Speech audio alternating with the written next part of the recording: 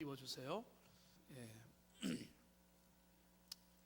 성령을 믿사오며, 이 성령을 믿사오며라고 하는 것은 우리가 이제 하이델베르그 교리문답에서 어느 순간에 벌써 53문까지 와 있습니다. 53문은 짧은 하나의 질문입니다. 그 이제 이 성령과 관련된 질문이 뭔가 하면 질문 먼저 한번 읽어볼까요? 자, 같이 읽겠습니다. 성령에 대해서는 무엇을 믿습니까? 이렇게 이제 질문이 나와 있습니다. 성령에 대해서는 무엇을 믿습니까? 그 대답을 같이 한번 읽어봅시다. 첫째, 시작. 첫째, 성부 성자와 함께 성령도 영원한 하나님이십니다. 둘째, 성령께서는 내게 개인적으로 임하셔서 참된 믿음을 통하여 그리스도 안에서 그의 모든 축복에 동참하게 하시며 나를 위로하시고 영원히 나와 함께 계십니다 라고 나와 있습니다. 여러분 잘 보이세요? 앞에는 이제 보이시겠죠. 저 뒤에도 밑에 있는 작은 글씨가 보입니까? 좋습니다. 제가 이게 화면에 어떻게 보일지 생각 못하고 작업을 해서 여기 이제 성령님에 대해서 사도신경에 보면 아주 짧게 나와 있습니다. 사도신경이 뭐라고 되어 있죠? 성령을 믿사오며 끝. 근데 예수 그리스도에 대한 믿음은 쭉 남았잖아요. 그 뭐 동정녀 마리아에게 성령으로 잉태하여, 그 다음에 뭡니까? 본디오 빌라도에게 고난을 받으시고 십자가에 못 박혀 죽으시고 장사한 지 사흘 만에 죽은 자 가운데 다시 살아나셔서 하늘에 오르시고 저리로서 산자와 죽은 자를 심판하러 오시리라. 예수님에 대해서는 이렇게 많았는데 성령님에 대해서는 아주 짧습니다. 성령을 믿사오며로 끝나는 거죠.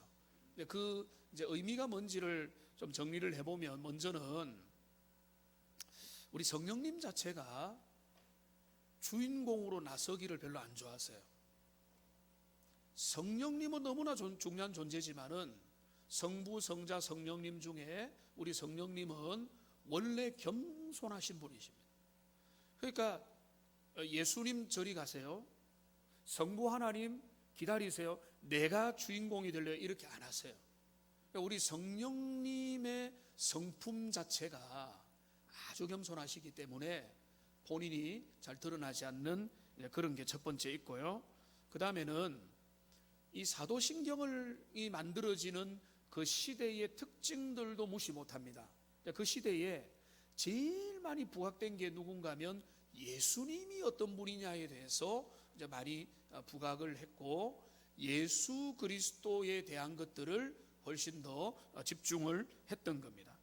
그러다 보니까 그 당시에 성령론에 대해서는, 성령님에 대해서는 정리를 할 만한 그런 시간이 좀 부족했습니다. 그래서 이후에 벨직 신앙고백이나 웨스트민스터 교리문답이나 이런 걸 보면은 성령님에 대해서 이거보다는 조금 더 설명을 하게 되는 겁니다. 그러니까 이게 지금 이 사도신경이 형성됐던 시기에 그 시대적 배경 때문에 아주 짧은 고백이 나왔을 것이다. 그 다음에 이제 이것도 좋은데요, 성자 예수님에게 집중하는 것이 성경적인 사상입니다. 그러니까 성령에 대해서 알면 알수록 성령님은 우리를 어디로 이끈다고 했죠? 진리로 이끌거든요. 진리는 누구세요? 예수님이잖아요. 그러니까 성령 충만하면은 누구 충만해야 됩니까? 예수 충만해. 나는 성령 충만한데 예수님이 어떤 분인지 잘 모른다. 그거는요 이단입니다. 좀 이상한 겁니다. 잘못된 겁니다.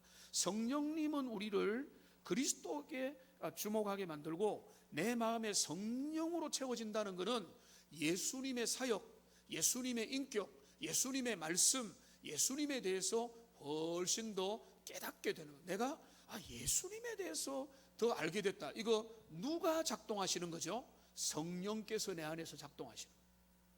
그러니까 우리 그래서 이 하이델베르그 교리문답도 보면은 예수 그리스도의 사역을 집중시키기 위해서 성령의 사도신경의 고백도 짧다 이렇게 볼 수 있고요. 그 다음에 실제로 여러분들 보시면 하이델베르그 교리문답의 곳곳에 성령님이 아니면 할 수 없는 사역들이 곳곳에서 나와 있습니다. 여러분 이제 오늘 한 번씩 이제 학생들은 교과서를 가져왔는지 확인을 해야 되니까 한번 들어보세요. 깨어 있어야 되는데 야 역시 저의 잘못도 큽니다. 어제 교과서 가져오라고 문자를 한번 드릴까 하다가 이것까지 문자를 드려야 되나 싶어서 안 드렸는데 이 교과서를 여러분 보시면 21문을 보십시오. 21문. 여기 21문을 보시면 참된 믿음이란 무엇이냐라고 말하면서 이 참된 믿음에 대해서 쭉 이야기하다가 의롭게 되었으며 구원받게 되었다는 것을 그다음 뭐라고 했죠? 성령께서 복음을 통하여 내게 풀어넣어 주시는 굳건한 확신이 믿음이다. 이렇게 성령의 사역으로 여기 이야기하고, 그러니까 성령님은 곳곳에 약방의 감초 이상의 역할로 모든 중요한 진리의 사역의 배후에서 역사하시는 겁니다. 한 군데 더 봅시다. 31문을 보십시오. 31문.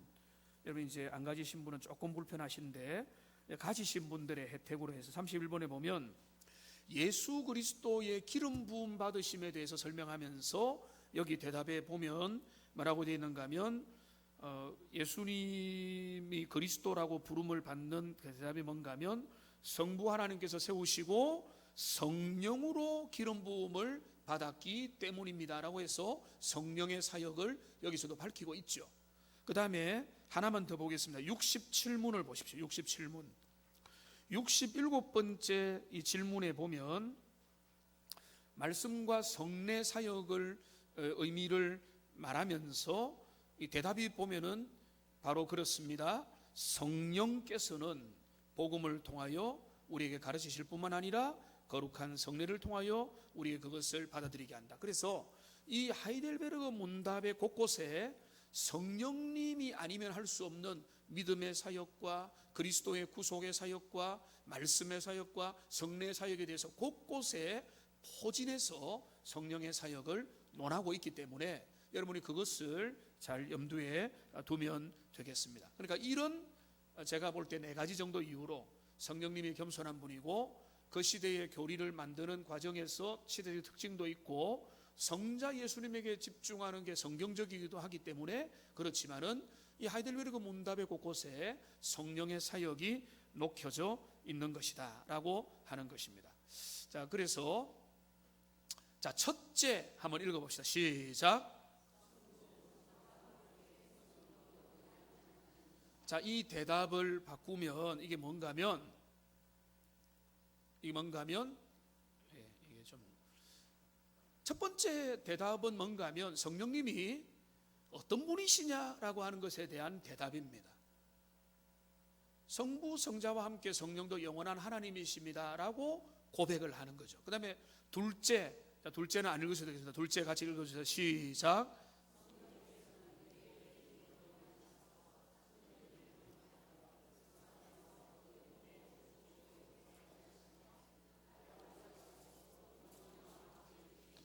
자, 여기 보면 이 둘째에서 말하는 뭔가 하면 이 성령님은 어떤 일을 하시는가. 그러니까 우리가 그냥 보면은 그렇겠다 하지만 이 신학자들과 많은 경건한 주님의 사람들이 교리문답을 작성할 때는 상당히 성경적이고 논리적이고 교리의 그 앞뒤 논리를 짜서 했던 겁니다. 그러니까 성령님이 어떤 분인가를 먼저 밝히고 그리고 그 성령님이 우리에게 어떤 일을 하시는가를 우리에게 드러내 주고 있는 겁니다. 그러니까 마땅히 우리는 먼저 성령님이 어떤 분인가를 오늘 우리가 좀 알아야 되는데, 자, 성령님은 어떤 분인가?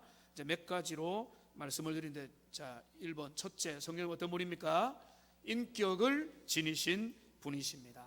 자, 성령님은 인격을 지니신 분이다. 인격을 지닌다는 말은 사람과 같다는 이 말이 아니고요. 성령님은 무생물이 아니고 살아 계셔서 인격을 지닌 분인데, 자, 일일이 찾지는 않겠지만은 성경에 산재되어 있는 내용을 보면은 우리 성령님은요 맨 위에 보면은 우리를 가르치십니다.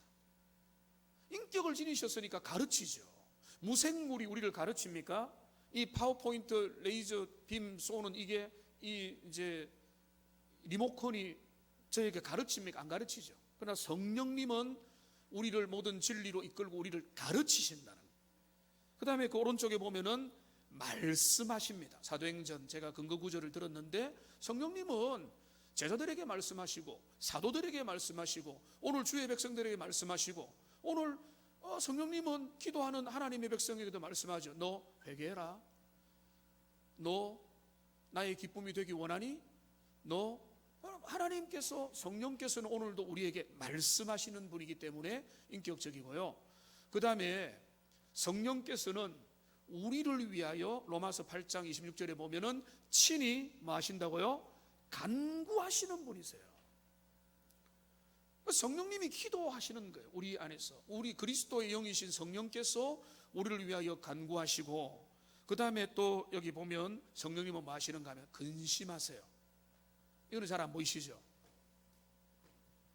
자, 근심하세요. 성령님은 우리 안에서 속상해하시고 가슴 아파하시고 이거는 아버지가 원하는 길이 아닌데 하면서 근심하는. 그러니까 이게 바로 뭔가 하면 성령님은 인격적인 분이라. 도구요 그냥 능력, 불 뭐 이런 게 아니라는 거예요. 성령님을 우리가 마음껏 그냥 필요할 때 사용할 수 있는 도구가 아니라 우리를 가르치시고 우리에게 말씀하시고 우리를 위하여 친히 간구하시고 우리를 때문에 근심하기도 하는, 그러니까 우리 성령님은 인격적인 분이시고 이 첫 번째 특징입니다. 그 다음에 성령님은 어떤 분인가 하면 두 번째는 같이 읽습니다. 어느 곳에나 계신다. 성령님은 내 안에 계시죠? 그럼 내 밖에는 안 계십니까? 내 밖에 계시는 거죠. 그러니까 성령님은 내 안에만 계시는 분이 아니라 우리 온 세계 가운데 계시기 때문에 어느 곳에나 계시는 분이시다. 그 다음에 또 성령님은 어떤 분인가 하면 같이 읽습니다. 영원하시다. 성령님은 영원하십니다. 이 근거 구절이 있는데요. 히브리서 9장 14절 같이 읽겠습니다. 하물며 영원하신 성령으로 말미암아 흠없는 자기를 하나님께 드린 그리스도의 피가. 여기 성령님이 뭐라고 어떤 분이죠? 영원하신 성령으로 말미암아라고 했잖아요. 성령님은 피조물이 아니라는 거예요. 조금 이제 한 걸음 더 나가는 얘기지만은 우리가 삼위일체를 믿는 이유는 자 1번 삼위일체를 주장하기 위해서 믿는다. 2. 복잡하지만은 성경이 가르치기 때문에 믿는다. 1번입니까? 2번입니까? 대답이 시원하지 않네. 다시 한 번 더. 삼위일체 교리를 믿는 게 우리가 이거는 아주 멋지고 매력적이니까 믿는다. 1번. 2번. 좀 복잡하고 이해하기 힘들지만은 성경이 가르치니까 믿는다. 1번입니까? 2번입니까? 2번이라는 거예요. 자, 보세요. 영원하신 성령님이에요. 그러면 우리가 하나님 한 분이시다라는 교리하고 안 맞잖아요. 하나님도 한 분이신데 피조물이 아닌데 영원한 존재가 계시잖아요. 그러면은 말씀대로 믿는 사람은 고민하는 거죠. 왜 어떤 고민을 합니까? 말이 안 되는데 하나님은 한 분이신데 예수님도 그러면은 하나님이시고 성령님도 하나님이시고, 그러니까 우리가 너무나 멋있어서 삼위일체 교리를 믿는 게 아니에요. 성경을 정직하게 연구하고 묵상하는 사람은 삼위일체 신앙을 고백할 수밖에 없기 때문에 믿는 겁니다. 그거를 우리가 알아야 돼요. 그러니까 성령님이 여기 영원한 분이라는 것을 여기에서 우리에게 이제 보여주시고요. 성령님은 인격적이고 성령님은 어디에나 계시고 성령님은 영원하시고, 그 다음에 또 이것도 중요한데요. 네 번째로 같이 읽겠습니다. 오직 성령만이 하나님의 깊은 뜻과 계획을 안다. 우리 주님이 뭐라고 말씀하는가 하면 성령님이 주의 영이 아니고는 하나님의 깊은 마음을 알 수 없다고 하는 겁니다. 이 신비한 구절이라고 볼 수 있겠죠. 같이 한번 읽어보겠습니다. 고린도전서 2장 10절 11절 같이 읽겠습니다. 오직 하나님이 성령으로 이것을 우리에게 보이셨으니 성령은 모든 것 곧 하나님의 깊은 것까지도 통달하시느니라. 사람의 일을 사람의 속에 있는 영 외에 누가 알리요? 이와 같이 하나님의 일도 하나님의 영 외에는 아무도 알지 못하느니라. 여러분, 이게 신비한 구절이죠. 여러분, 묵상해 보면 성령이 10절에 보면 뭘 알 수 있다고 했습니다. 하나님의 깊은 것, 우리가 도무지 알 수 없는, 그러니까 예레미야 33장 3절은 그걸 뭐라고 했죠? 크고 은밀한 일이라고 했습니다. 크고 은밀한 일, 주님의 섭리 속에 감추어진 일들을 우리는 알 리가 없죠. 알면은 우리는 정말로 지혜로운 사람이고 현명한 사람이고 지혜로운 사람인데, 누가 그거를 안다고요? 성령께서 아시는 거죠. 근데 그러면 성령님이 아시구나, 우리는 알 수 없구나. 근데 우리는 어떻게 됩니까? 우리 속에 누가 계세요? 성령이 계시죠. 우리가 기도하면 어떤 일이 일어날까요? 성령님을 통해서 아버지의 뜻을 깨닫고 발견하게 되는 거예요. 이게 신비한 일입니다. 우리는 알 수 없어요. 아무리 연구하고 도서관 찾아다니고 석학들의 논문을 읽고 학문을 연구해도 그거를 통해서 하나님의 깊은 섭리와 인생의 의미 모릅니다. 그런데 아무리 일자 무식의 죄송합니다, 할머니라고 할지라도 여호와 하나님을 사랑하면서 기도하는 가운데 주님이 지혜 주시는 거예요. 은혜 주시는 거예요. 하나님의 마음을 깨닫게 되시는 거예요. 그 주님의 마음을 가진 그분은 그 주님의 마음을 다 알기 때문에 하나님 앞에 순종하고 충성하는 길을 걸어가는 거죠. 근데 아무리 똑똑해도, 아무리 유능하고 아무리 잘나도 우리가 성령님 앞에 우리에게 마음을 복종하지 않으면 적어도 아버지의 마음은 모르는 탕자와 같은 그런 인생이 될 수밖에 없어요. 이 구절이 중요한 겁니다. 성령님은 하나님의 깊은 것을 알고 그 성령님과 성령 충만한 인생은 하나님이 우리가 알려주시는, 하나님이 그렇다고 해서 이게 더 나가면 어떻게 되는지 아세요? 예수님이 언제 오시는지 성령이 알려주셨다, 이렇게 되면은 그게 이제 이단이 되는 거죠. 우리가 성령님 충만하면 우리도 다 할 수 있다, 이렇게까지는 가는 게 아니지만 많은 것들을 알려주는 거죠. 지혜를 주시고 총명을 주시고 분별력을 주시고 의지를 주시고 판단하게 하신다. 그게 성령께서 하시는 거예요. 그러니까 성령님이 우리가 어떤 분인가를 알아가고 있습니다. 성부, 성자, 성령님이 다 같은 하나님이심을 또 몇 가지 구절을 통해서 우리가 보겠는데요. 자, 마태복음 28장 19절 같이 한번 읽겠습니다. 그러므로 너희는 가서 모든 민족으로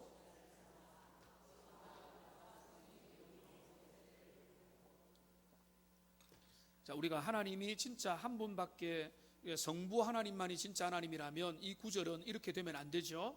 모든 민족으로 제자를 삼아 아들의 이름을 빌리고 성령을 도구로 사용해서 아버지의 이름으로 세례를 줘야 된다라고 해야 되는 거죠. 여기 보면은 세례를 줄 때에 그 세례의 주체자의 대상이 누굽니까? 아버지와 아들과 성령님이세요. 여기에 계급적 구분이 있습니까? 여기에 높낮이가 있습니까? 그게 아니라는 거죠. 아버지와 아들과 성령님이에요. 그러니까 이거는 우리가 말씀을 통해서 우리의 교리와 생각을 바꾸어야지, 내 선입견을 가지고 말씀을 뜯어고치려고 하면 안 됩니다. 여기에서 누가 실패했습니까? 유대주의자들이 실패한 거예요. 구약에만 사로잡혀 있는 그들은 신약의 계시를 도무지 못 받아들이고 하나님은 이런 분일 리가 없다고 생각하고 그들은 그것을 거부했던 거죠. 그러나 분명한 것은 아버지와 아들과 성령의 이름으로 세례를 베풀어라 라고 말하고 있는 겁니다. 이 구절만 있는 게 아닙니다. 여기 창세기 1장 1절과 2절 여러분 같이 읽겠습니다.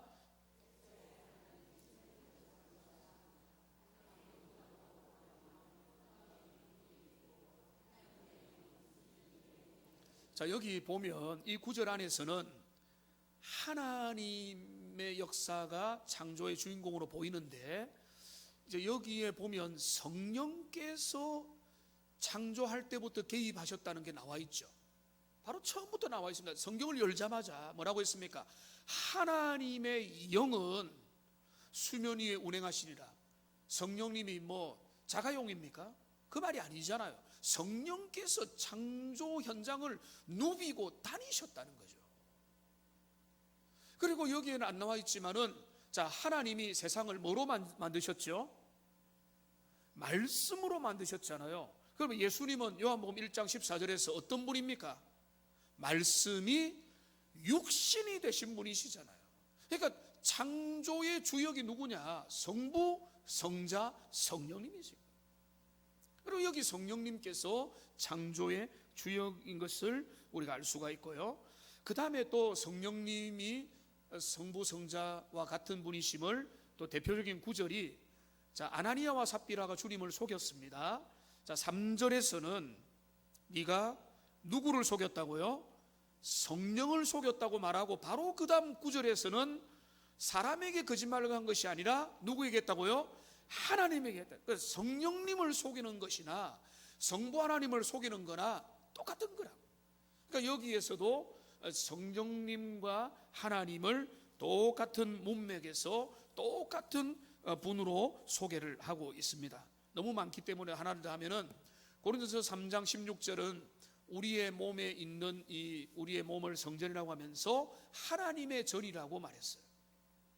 그런데 똑같은 고린도전서 6장 19절을 우리의 몸을 뭐라고 하는가 하면 성령의 전이라는 겁니다. 자, 그러면 하나님의 전입니까? 성령의 전입니까? 이 질문이 어리석은 거죠.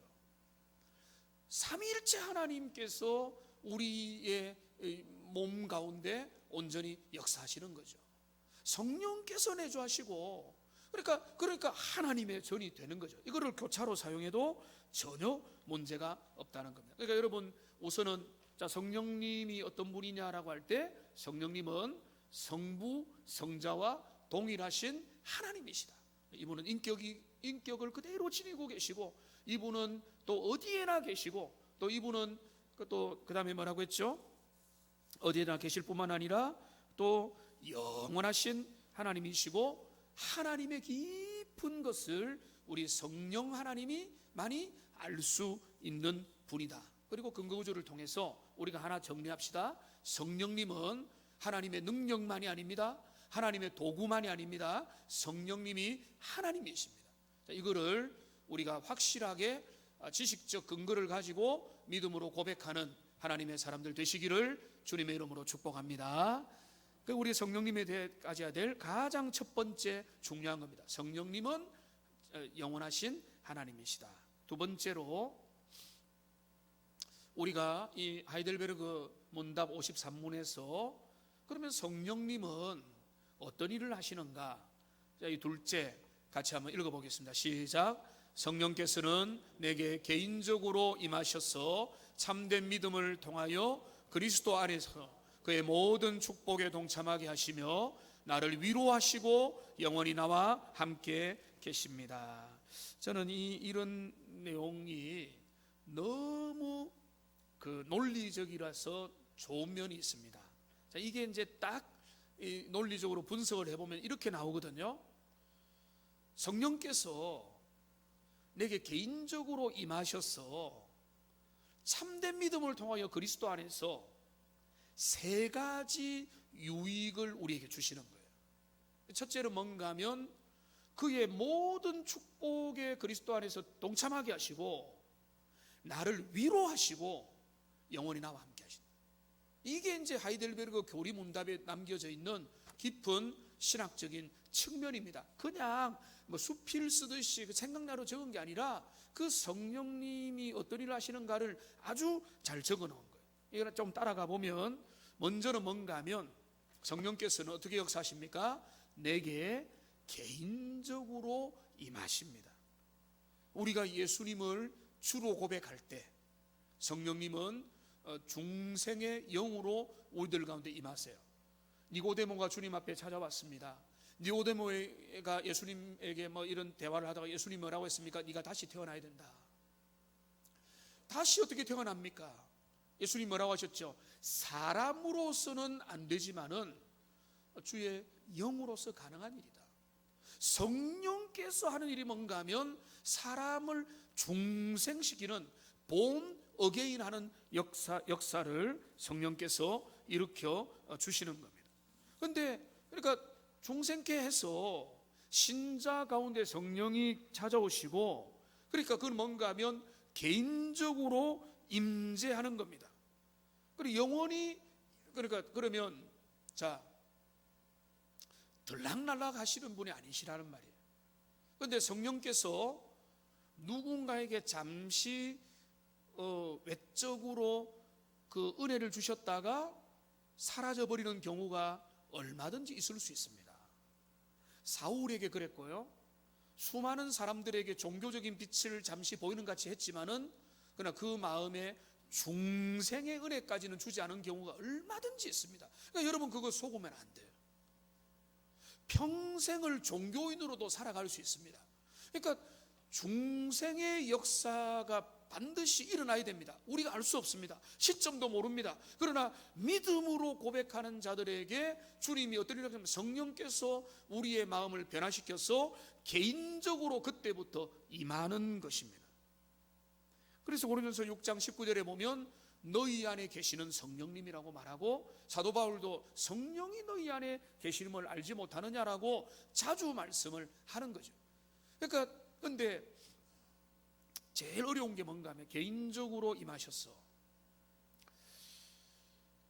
성령께서 나와 함께 하시는데 어른 성도인 우리가 알 수 있을까 모를까 라고 하는 그런 질문은 상당히 어려운 문제입니다.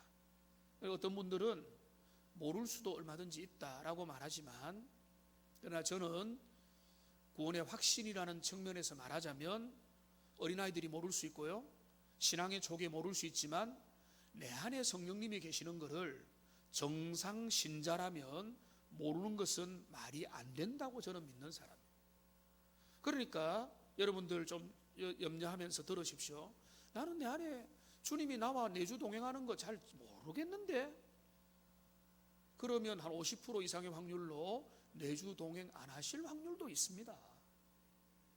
물론 그러나 여러분, 주님이 내 안에 계셔도 주님의 은혜가 성령을 근심하게 만들다거나 내가 주인이 되어서 살면은 성령께서 내 안에 살아계심을 못 느낄 수도 있습니다. 내주하시지만은. 그러니까 이거는 아주 어려운 겁니다. 함부로 다른 사람을 향해서 판단할 수 있는 문제는 아니지만은, 그러나 분명한 것은 성령께서 나한테 개인적으로 임하시는 겁니다. 임하셔서 은혜 주시고 변화시켜 주시고, 그래서 성령이 개인적으로 임하면 그때부터 왜 제가 모를 수 없다고 하는가 하면 새 사람이 되게 하시거든요. 새로운 피조물이 되게 하신단 말입니다.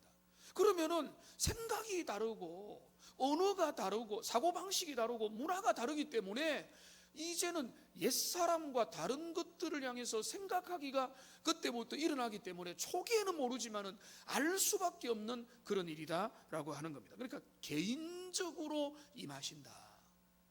그 다음에 또 뭐라고 했습니까? 개인적으로 임하셔서 참된 믿음을 통해서. 그러니까 주님이 성령께서 우리에게 일하시는 방법은요, 외적인 거 아닙니다. 우리가 도구로 우리가 10시간 기도하면은 10시간의 분량만큼 성령님이 역사한다, 그런 것도 아닙니다. 우리의 노력만큼 성령이 역사하는 것도 아닙니다. 성령님 어떻게 역사하는가 하면 참된 믿음에 대해서 반응하시는 거예요.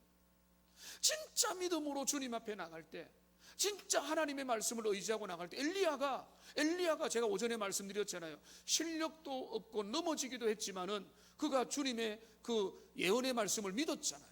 3년 6개월 동안 비가 오지 않으리라. 주님이 안 오신다고 하니까 믿지. 노아는 주님이 홍수가 내려서 심판할 거다, 방주 만들어라, 믿었잖아요. 그 과정이 어떻게 되는지, 그 근원이 어떻게 되는지, 논리적인 사정이 어떻는지 관계없어요. 하나님이 말씀하면 믿는 겁니다. 그러니까 참된 믿음을 통해서 오늘날도 성령님이 역사해야 되는 거예요. 여러분이 입을 열어서 기도했는데 왜 안 이루어지느냐? 죄송하지만 그 경우에는 몇 가지가 있겠지만은 진실한 기도는 반드시 응답하는데, 그 기도가 참된 믿음을 기초로 주님 앞에 나가지 않았을 가능성이 있고요, 그렇지 않다면 주님의 섭리의 때를 향해서 하나님이 일부러 지연시킨다고 보는 게 맞는 겁니다. 여기 우리 성령님은 개인적으로 역사하시고 참된 믿음을 통하여, 그 다음에 뭡니까? 그리스도 안에서 우리에게 일을 행해 주시는 거죠. 그리스도 안에서. 이거는 많은 설명을 하지 않겠습니다. 성령님은 우리를 그리스도의 사역으로 이끄신다는 말입니다.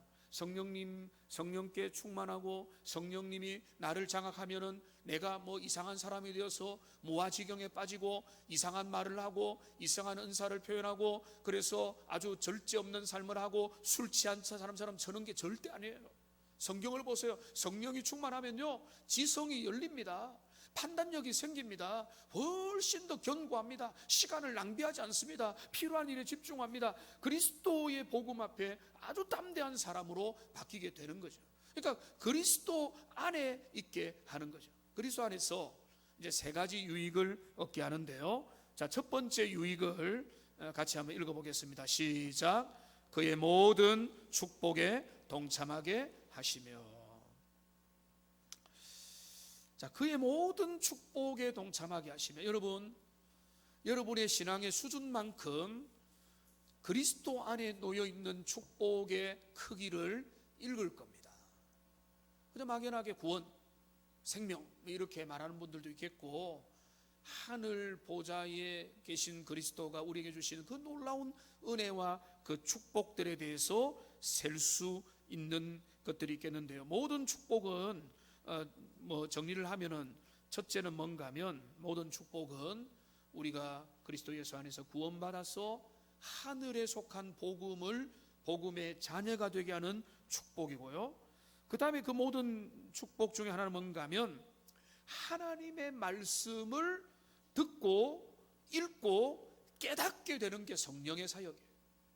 그러니까 성령께서 하시는 대표적인 사역 중에 하나가 뭔가 하면, 말씀 앞에 부닥쳐서 말씀에 반응하게 하는 역사입니다. 그러니까 하나님의 말씀을 듣고, 이 말씀 나를 향한 말씀이구나, 내가 정말로 이 말씀 앞에 나를 돌아봐야 되겠다라고 하면은 그거는 말할 것도 없이 성령의 역사예요. 여러분이 말씀을 읽습니다. 저도 지난 주간에 이사야서를 읽다가 제가 언젠가 한번 설교하려고 했는데 이런 표현이 있어요. 너는 누구이길래? 라고 하는 표현이 있어요. 별거 아니고 넘어갈 수 있지만 하나님께서 그 가운데 말씀해 주는 부분이 있죠. 너는 누구이길래? 그러니까 그 말씀이 하나님이 나를 도전으로 주시는 말씀으로 받는 거죠.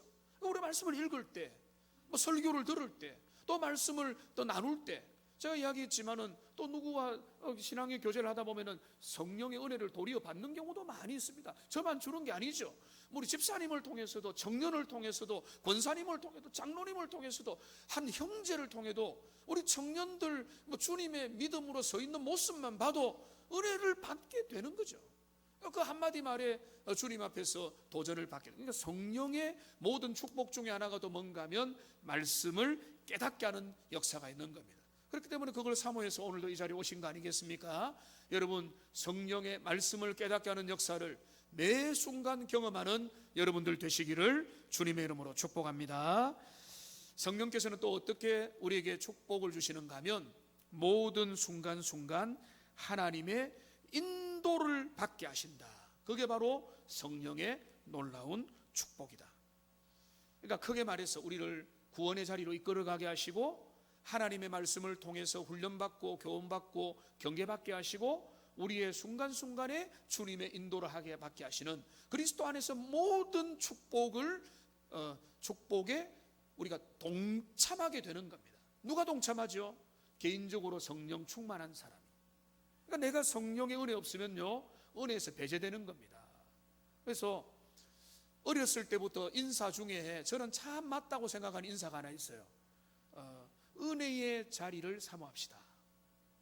여러분, 왜 그런가 하면, 지난 금요일날 말씀드렸지만은 요셉과 마리아가 자기 할 일에 골몰해가지고 예루살렘을 떠나버리니까 우리 주님이 성전에서 하시는 일들을 살펴볼 기회를 놓쳐버렸잖아요.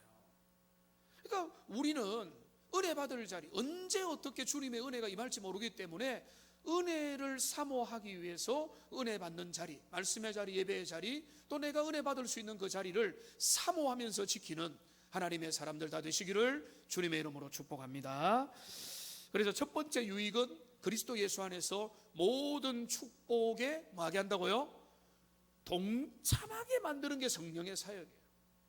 구원의 은혜에 참여하게 되고, 다른 사람이 말씀에 은혜 받는다 하고 하나님의 말씀 앞에 나를 친다, 말씀이 나를 돌아보게 만들고 나를 수술하게 만들고 나에게 도전을 줘서 말씀을 통해 나를 살린다는 게 남의 이야기인 줄 알았는데, 내가 기도받고 내가 하나님 앞에서 마음을 열고 말씀 앞에 가니까 그 말씀이 정말로 나를 교훈하더라, 책망하더라, 가르치더라, 나를 살리더라는 걸 경험하는 거, 그게 바로 성령께서 하시는 일이라. 내 삶을 인도하시고 나의 영혼까지 나를 붙잡으신다.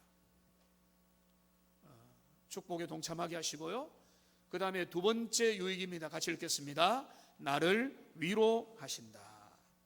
성령님은요, 위로자가 되신다고 말씀하셨습니다.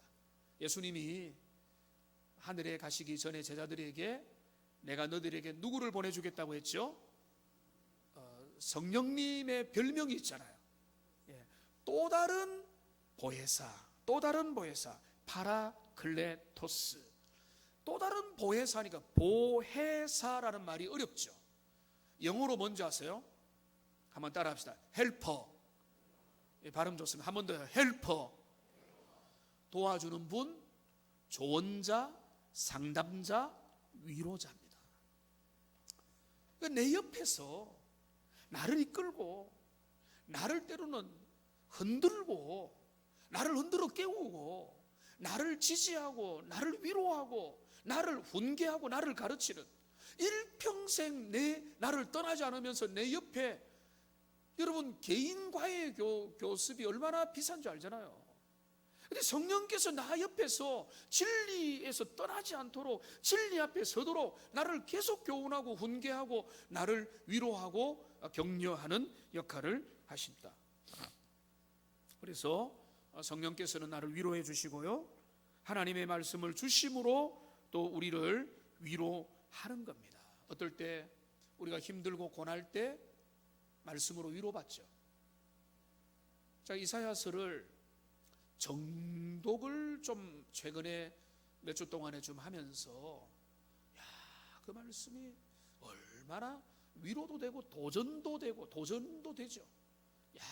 하나님 정말로 주님이 내게 원하는 바가 있구나. 그 말씀을 통해서 즉각적으로 말씀하는 내용들이 너무 많이 있었어요.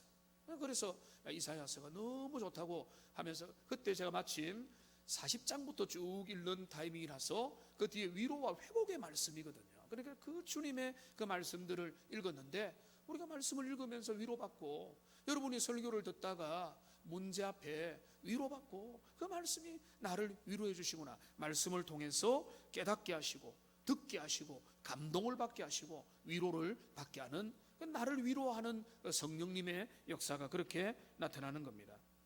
그 다음에 우리를 어떻게 위로하시는가 하면, 예수님이 성취한 일을 바르게 묵상하게 하심으로 우리를 위로하십니다. 다시 한 번 더요. 성령님이 우리를 어떻게 위로하는가 하면, 주님이 행하신 일을 올바르게 묵상하게 함으로 우리를 위로하는 겁니다. 여러분이 복음서를 읽거나 성경 읽다가 우리 주님의 어떤 주님이 행하신 일들을 바라보면서, 주님이 이렇게 하셨구나, 이런 수모도 견디셨구나, 이럴 때는 이렇게 주님 앞에 나아가셨구나, 이럴 때 이렇게까지 인내하셨구나, 이런 것들을 바라보면서 여러분의 삶에 비추어서 올바르게 묵상하고, 올바르게 묵상했다면 올바르게 은혜를 받게 되는 것입니다. 성령께서는 또 어떻게 우리를 위로하시는가 하면, 다른 사람을 통해서 우리를 위로하십니다. 저도 그런 경험들을 순간순간 하거든요. 위로가 필요할 때 아내가 위로해 주기도 하고, 자녀가 위로해 주기도 하고, 엉뚱한 사람이 전화가 와서 위로해 주기도 하고, 어떤 분이 찾아와서 전혀 관계없는데 또 격려하고 위로해 주기도 하고. 여러분 그런 삶에 그런 경험들을 하시죠? 하나님은 사람을 통해서 우리를 또 위로자로 세워주셔서 위로해 주시는 겁니다. 그러니까 지금 성령께서 우리를 위로하시는데, 위로자가 친히 되셔서 우리 안에 계시는 성령님으로 우리를 위로하시고, 하나님의 말씀의 각양 묵상과 설교와 깨달음과 연구를 통해서 우리를 위로하시고 또 여러 사람들과 환경들을 통해서 우리를 위로하신다. 그 다음에 이제 마지막이죠. 성령님이 어떤 일을 하시는가 같이 읽겠습니다. 영원히 나와 함께 계십니다. 이거는 세상 끝날까지 내가 너희와 항상 함께 있으리라.